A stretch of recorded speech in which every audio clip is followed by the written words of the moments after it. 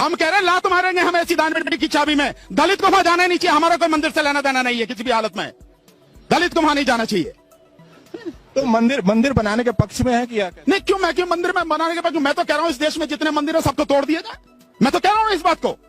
क्या मिलता है मंदिरों से? मंदिरों की बजाय इस देश में स्कूल बनाइए, कॉलेज बनाइए, लाइब्रेरी बनाइए, लोगों की शिक्षा मिलेगी, ये देश दुनिया में आगे पहुंच जाएगा।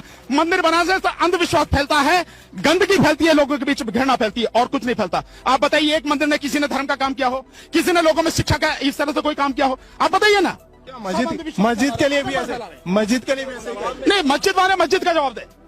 नहीं, मस्जिद के लिए भी ऐसा ही कहेंगे कि कौन? वो भी नहीं रहना चाहिए। मस्जिद में क्या होता है? मस्जिद में केवल वो जाके अल्लाह की इबादत करते, नमाज पढ़ते हैं, वो और कुछ नहीं करते। मंदिर में, मस्जिद में जाके और कुछ नहीं करते। वो भी नहीं रहना चाहिए। कहाँ नहीं है? उनकी इबादत की जगह है, संविधान ने उनको अधिकार दिया है, वो रहना चाहिए।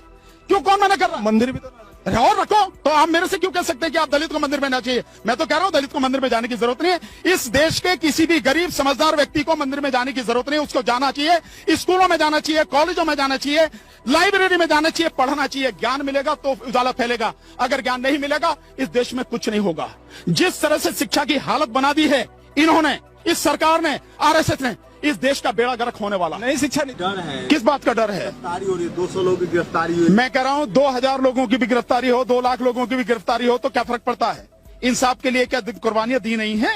ये दी नहीं जानी चाहिए। इस डरना किस बात? 25 साल से पूरे देश के लोगों को चैलेंज दे रहा हूं। चैलेंज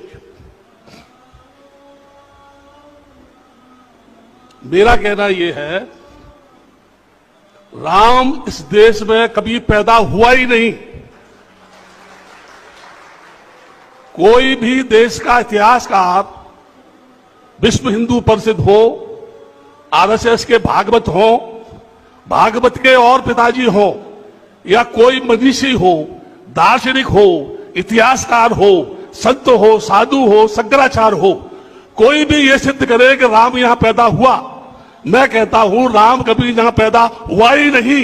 ये जबरदस्ती ये कह रहे हैं कि राम यहां पैदा हुआ। चाहिए घर में माँ बाप बड़े हैं, उनको कोई पूछता नहीं है। उन्हीं को राम मानो ना, उन्हीं को सीता मानो ना।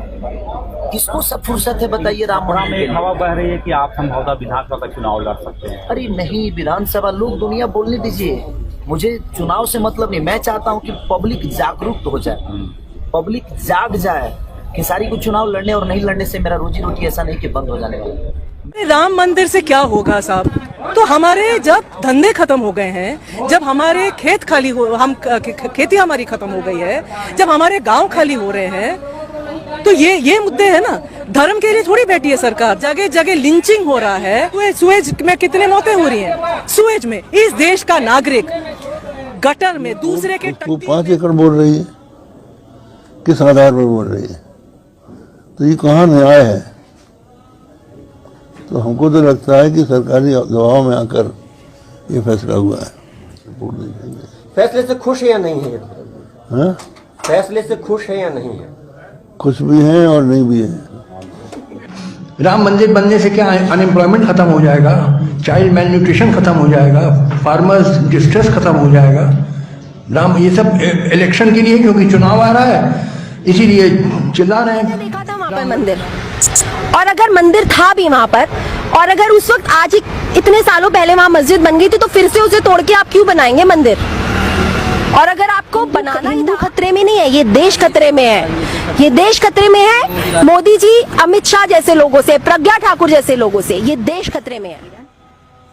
आज जो सुप्रीम कोर्ट के जज ने जो बाबरी मस्जिद पर फैसला सुनाया है, वो बहुत ही निंदनीय और भ्रष्ट है।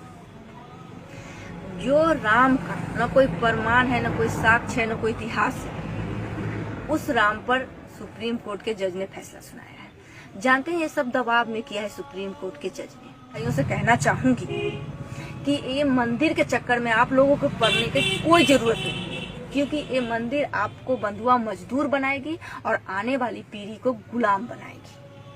और मुस्लिम भाइयों, आप लोग कान खोल करके सुन लीजिए, आज बाबरी मस्जिद की बारी है और अगला आगरा के ताजमहल की बारी होगी। ये लिख करके रख लीजिए आप लोग, क्योंकि यहाँ पे एक ही जाति विशेष का कब्जा है हिंदुस्तान। ये 2 लोग कौन हैं जिन्होंने 92 में ढांचा तोड़ा था, बाबरी मस्जिद तोड़ी थी और 1949 की रात चोरी छुपे वहां पर मूर्ति रखकर आए थे।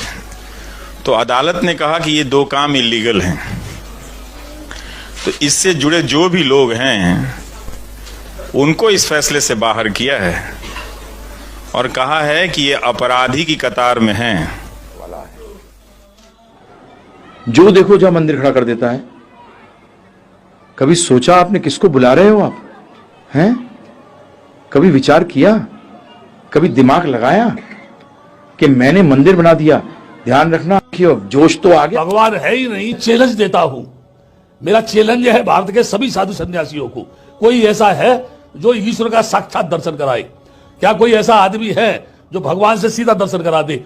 आप ये कहें कि इस देश के अंदर भव्य राम मंदिर बनना चाहिए, अरे बनाओ, कौन मना कर रहा है तुमसे जो है। लेकिन याद रखो, कल्पना की धरा के ऊपर महल खड़े नहीं होते हैं, बालू के ढेर पर बिल्डिंग खड़ी नहीं होती है, शीशे के मकान में रहने वाले दूसरों पर पत्थर नहीं फेंकते हैं। अगर जितने भी मान लीजिए ईश्वर के मानने वाले लोग हैं, आस्थावान लोग हैं, तो मंदिरों में से मुकुट चोरी क्यों हो जाते हैं, जेवर चोरी क्यों हो जाते हैं, खजाने क्यों चोरी हो जाते हैं? क्या वो पुजारी जो बैठा हुआ है वो भगवान को नहीं मानता है? अगर कोई मुझसे पूछे तो मैं ये कहूंगा, जो ईश्वर विश्वास करने वाला है सही माने में वो ईश्वरवाद की दुहाई दे रहा है, लेकिन पक्का नास्तिक है, क्योंकि वो जानता है भगवान है ही नहीं, इसलिए वो सारी